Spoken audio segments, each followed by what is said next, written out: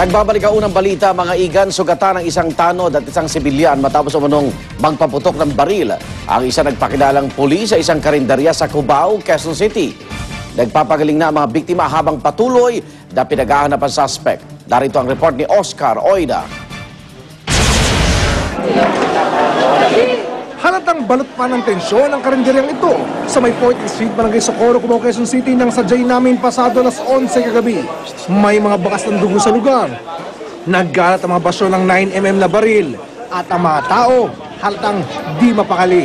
Ilang minuto pa lang daw kasi ang nakalilipas nang walang habas ng magpuputok ng baril ang isang munong lasing na pulis na ikinasugat ng isang tanod at isang tambay umano sa lugar. Base sa kwento ng mga taga roon, pasado alas 10 nang sadyainin ng tatlong nagpakilalang pulis ang karinderya sa lugar. Pero hindi umano para kumain, kundi para daw pagtripan ang mga kumakain sa lugar. Yung biktima, binato ng helmet. Yung biktima ngayon, bumibili lang ng ulam yata dito sa tindahan na to. Kaya nung binato ng helmet, nagreklamo, nagresponde ngayon yung mga tao. Sa gitna ng kaguluhan, rumesponde naman ang mga tanod para mamagitan. Okay na sana nung bandang huli, kaya lang sir, nung nakita ng pulis sir na medyo dumadami ng tao, tapos nagkasagutan pa sila nung isa, na siyempre baka mabugbog siya, ganun. Ginawa niya, nilabas yung baril niya at nagpaputok siya para magtakbuhan yung mga tao. Ang problema sir, may tinamaan. Kasi ang putok niya sir, winasiwas yung baril niya kung saan at namatama yung bala. Parang, tingin mo nataranta, parang gano'n? Sir, parang nataranta siya, bahala na. Ang masaklap nito, ang mga tinamaan, niwala man lang manong kinalaman sa gulo. Isang tanod na umaawat lang at isang Raymond de la Rosa na customer ng naturang karinderya. Katapos ng kumain sir ng Raymond, pauwi na yun sir. Matapos ang pamamaril, dali-dali umunong sumibat ang nagpapatok, lula ng isang motorsiklo. Ang dalawa niyang kasama, bago pa man nagsimula ang gulo, bigla na lang naglaho. Pinaghahanap na siya ngayon. Sa ngayon ay under observation pa sa ospital ang biktimang si De La Rosa. Ligtas naman na sa tiyak na kabahamakan ng tanod na tinamaan sa muka. Pero ang malagim na pangyayari, halatang sariwa pa sa kanyang alaala.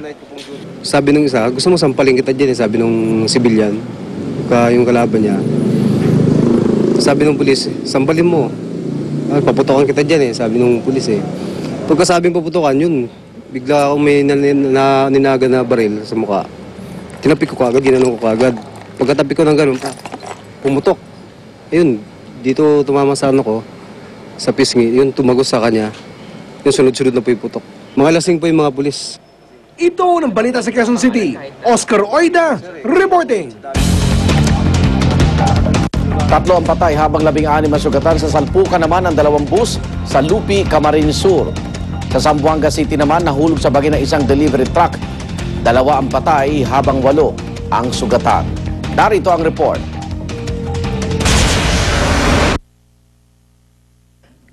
Magdi-deliver sana ng gulay ang mga sakay ng truck na ito sa palengke ng Zamboanga City. Kwento ng driver ng truck, iniwasan niya ang isang kasalubong na motorsiklong muntik niyang makasalpukan.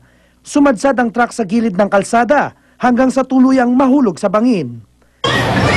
Nasemento. Pagkagawa ng semento, magkakanap ng pang. Semento sa lugar. Hindi traging karagaw kayo, sobra. Hindi man. Sino, kung ka na semento, kira ya, blando. Magkasi na yung magpapanya sigat, pabalikan. Agad namatay ang 4 na taong gulang na pasaherong si Jasmine Mendoza. Ang siyang pangsakay ng truck, dinala sa ospital ng rumesponding rescue team ng Zamboanga City. Pero binawian din ang buhay habang ginagamot ang isa sa mga biktima na si Susan Dagpin. Hindi naman mahagilap ang motorsiklong iniwasan daw ng truck driver. Nag-abot ng tulong sa mga biktima ang driver at may-ari ng truck na si Alex Ebol na nasugatan din sa aksidente.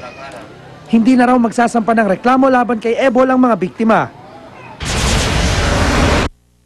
2 pampasaherong bus naman ang nagsalpukan sa Maharlika Highway sa Lupi, Camarines Sur. Sa di pa malamang dahilan, nagbanggaan ang 2 bus sa kurbadang bahagi ng kalsada. Papunta raw sanang Maynila ang isang bus habang Palayte naman ang isa. 3 ang patay habang 16 naman ang sugatan sa aksidente. Nagpapagaling pa rin sa ospital ang ilang nasugatang pasahero at ang mga driver ng 2 bus. Para sa unang balita, Dante Perello reporting. Mga kapuso, ituturo na ang lengguaheng Chinese Mandarin sa ilang piling public high school sa Pilipinas sa pasukan. Layon daw nitong maihanda ang mga estudyante sa pakikipagsabayan sa ibang lahi sa buong mundo. Narito ang unang balita, special report. Sa darating na Hunyo, balik eskwela na naman ang mga mag-aaral. Pero bukod sa basic subjects gaya ng English, Math at Science, ituturo na rin daw sa ilang public secondary schools sa bansa ang lengguaheng Chinese Mandarin. Bahagi raw ito ng Special Program for Foreign Language ng Department of Education na nagsimula noong 2009, kung saan una nang tinuro sa ilang pampublikong paaralan ang Japanese, German, French at Spanish. Layunin ng nasabing programa na bigyan ng dagdag kaalaman ng estudyante Pilipino na makatutulong sa paghahanap nila ng trabaho at pakikipagsabayan sa ibang lahi sa buong mundo. Fluent ka hindi lang sa English, in other languages kasi. Like Mandarin will become a global language as well, no? In fact, ang dami ng, di ba, ang dami ng Mandarin speaking countries eh. Dagdag pa ng DepEd, makatutulong rin daw ang pag-aaral ng banyaga salita para sa kauunlad ng ating turismo. Kung ipinopromote natin ang Philippines na it's fun in the Philippines, we expect that a lot of tourists from other countries will be arriving. Eh syempre, isa doon sa mga services na nangangailangan nila, eh yung guide na magtuturo, marunong magsalita ng lengguwahe na yon para ma-explain naman nila kung ano-ano yung mga makikita nila. Maganda man ang layunin ng DepEd, hindi lahat ng aming natanong pabor sa ipatutupad na programa ng nasabing ahensya. Lalo na't laman ng balita ang tensyon sa pagitan ng Pilipinas at China dahil sa pinag-aagawang Scarborough Shoal. Meron tayong issue with the Chinese government, so I don't think it's proper. I don't think so. Kung Japanese pa siguro, saka Korean, kasi dito lahat yung mga Koreans, di ba? We're tying up with the Koreans and the Japanese eh. Ay, hindi ako pabor doon. Bakit po? Yun na yung nangyayari sa atin ngayon, di ba? Parang, nabubuli na, na-invade na tayo ng China. Pati kultura nga nila na pag-aaralan na natin dahil ang daming Chinese dito, di ba? Pati ba naman lang language nila, kailangan pa nating pag-aralan. Eh di parang lalo na tayong na-invade ng China. Pero ang high school student na si Dexter, iba ang saloobin kaugnay sa pagtuturo ng banyagang lengguwahe sa tulad niya mag-aaral. Ayaw ko pa pag-aralan yung language ng ibang bansa. Kasi po Pilipino po tayo, dapat Pilipino lang po yung wika natin ang ating gagamitin. Kasi sabi po ni Jose Rizal, ang hindi marunong magmahal sa sariling wika, higit pa sa mabaho at malansang isda. Iba-iba man ang opinyon na aming nakalap. Tuloy na raw ang pagtuturo ng Chinese Mandarin subject sa piling eskwelahan sa bansa. Isa sa Luzon, Visayas at Mindanao. Ituturo ito sa 3rd year at 4th year high school students. At sa mga susunod na taon, inaasahan na mas darami pa ang paaralang magtuturo ng lengguaheng Chinese Mandarin bilang bahagi ng K+12 program ng DepEd. Sa ngayon, meron na tayong mga ilang mga eskwelahan na nag-o-offer ng Mandarin. No? Kaya itong sa K-12 natin, eventually magkakaroon tayo ng mga centers of excellence on language. Para sa unang balita, Salima Rafran, reporting.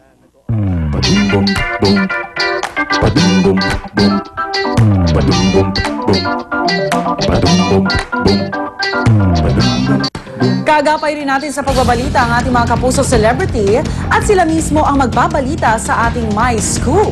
At ngayong umaga, dadalhin tayo ng ating My Scooper na si Monica Veralio sa piyesta sa Obando, Bulacan. Monica!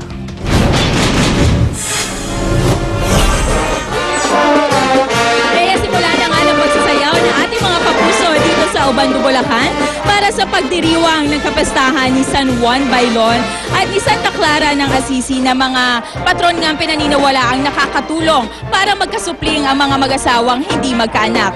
Ito ang ika-258 taon ng pagdiriwang ng Obando ng kanilang piyesta na masasabing ang only in the Philippines. Rhea, kanina sa aking paglilibot dito ay nakilala ko si Grace at Castor Calarion na mahigit na 4 na taon ng kasal, ngunit wala pa rin daw biyaya ng anak. At napag-alaman ko na unang beses sila makasasayaw dito sa Obando at sa katunayan ay inaalagaan na rin sila ng kanilang doktor para sila ay maging ready na nga sa pagkakaroon ng anak. At ito nga, katabi ko ngayon si Castor at si Grace. Guys, come here. Ayan, I heard na